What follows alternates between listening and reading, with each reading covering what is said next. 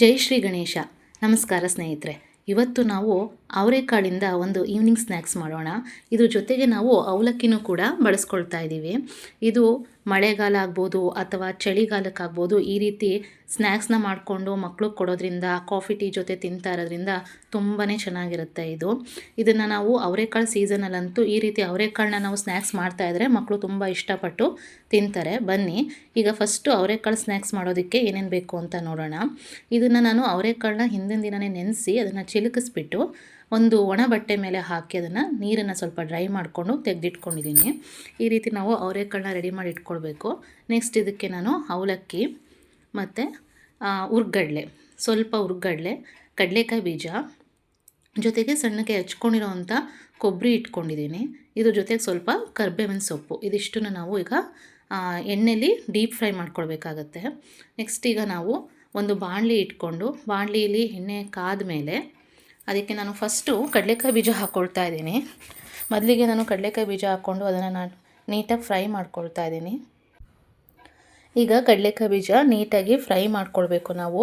ಅದು ಸೀದದೇ ಇರೋ ಹಾಗೆ ನೋಡಿಕೊಂಡು ಬೇಗ ಅದನ್ನು ತೆಗೆದು ಒಂದು ಬೇಸನ್ ಇಟ್ಕೊಂಡು ಆ ಬೇಸನಿಗೆ ನಾವು ಅದನ್ನು ಶಿಫ್ಟ್ ಮಾಡ್ಕೊಳ್ಳೋಣ.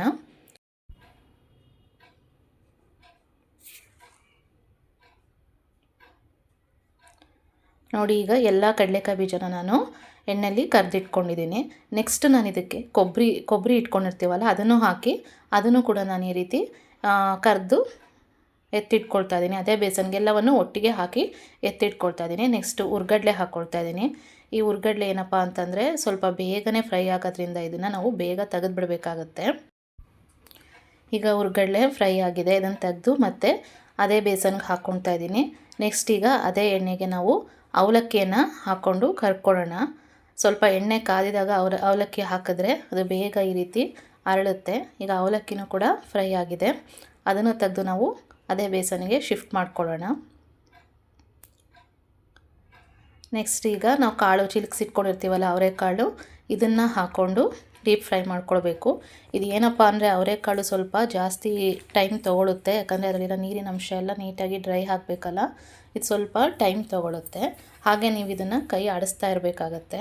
ನೋಡಿ, ಅವರೆಕಾಳೆಲ್ಲ ನೀಟಾಗಿ ಆಗಿದೆ, ಕರುಮ್ ಅನ್ನೋ ಒಂದು ಲೆವೆಲಿಗೆ ಬಂದಿದೆ ಅಂತ ಎಲ್ಲ ಮೇಲ್ಗಡೆ ತೇಲ್ತಾ ಇರುತ್ತೆ, ಗೊತ್ತಾಗುತ್ತೆ ಇದು, ಮತ್ತು ಸೌಂಡ್ ಕೂಡ ಬರುತ್ತೆ.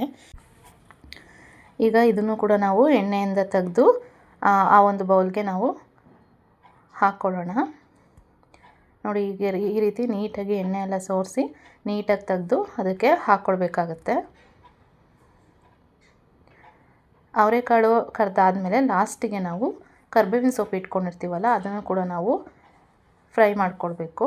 ಇದು ಆಗಿದೆ ಈಗ. ನೆಕ್ಸ್ಟ್ ನಾವು ಈ ರೀತಿ ಎಲ್ಲವನ್ನು ಫ್ರೈ ಮಾಡ್ಕೊಂಡಿರೋ ಎಣ್ಣೆಯಲ್ಲಿ ಡೀಪ್ ಫ್ರೈ ಮಾಡ್ಕೊಂಡಿರೋವಂಥದ್ದಕ್ಕೆ ನಾವೀಗ ಸ್ವಲ್ಪ ಖಾರದ ಪುಡಿ, ಸಾಲ್ಟು ಮತ್ತು ಖಾರದ ಪುಡಿ, ಸಾಲ್ಟು ಮತ್ತು ಸ್ವಲ್ಪ ಗರಂ ಮಸಾಲನ ಮಿಕ್ಸ್ ಮಾಡಿ ಇಲ್ಲಿ ಇಟ್ಕೊಂಡಿರ್ತೀನಿ. ನಿಮಗೆ ಎಷ್ಟು ಖಾರ ಬೇಕಂತಂದರೆ ಅಷ್ಟನ್ನು ನೋಡಿ ಹಾಕ್ಕೊಳ್ಬೋದು. ಸ್ವಲ್ಪ ಖಾರವಾಗಿದ್ರೇ ಇದು ಚೆನ್ನಾಗಿರುತ್ತೆ. ಈಗ ಖಾರ ಎಲ್ಲ ನೀಟಾಗಿ ಉಪ್ಪು ಖಾರ ಎಲ್ಲ ಹಾಕಿ ಚೆನ್ನಾಗಿ ಇದನ್ನು ನಾವು ಮಿಕ್ಸ್ ಮಾಡಬೇಕಾಗತ್ತೆ. ಇದನ್ನು ಈಗ ನಾವು ಚೆನ್ನಾಗಿ ಮಿಕ್ಸ್ ಮಾಡ್ಕೊಳ್ಳೋಣ. ಎಲ್ಲ ಕಡೆ ಉಪ್ಪು ಖಾರ ಎಲ್ಲ ನೀಟಾಗಿ ಸ್ಪ್ರೆಡ್ ಆಗೋ ಹಾಗೆ ಚೆನ್ನಾಗಿ ಇದನ್ನು ಮಿಕ್ಸ್ ಮಾಡ್ಕೊಳ್ಳೋಣ. ಈಗ ಇದು ನೋಡಿ ರೆಡಿಯಾಗಿದೆ. ಮಿಕ್ಸ್ ಮಾಡ್ಕೊಂಡಿರೋವಂತಹ ಅವರೆಕಾಳು ಅವಲಕ್ಕಿ ಸ್ನ್ಯಾಕ್ಸ್, ಈವ್ನಿಂಗ್ ಸ್ನ್ಯಾಕ್ಸು.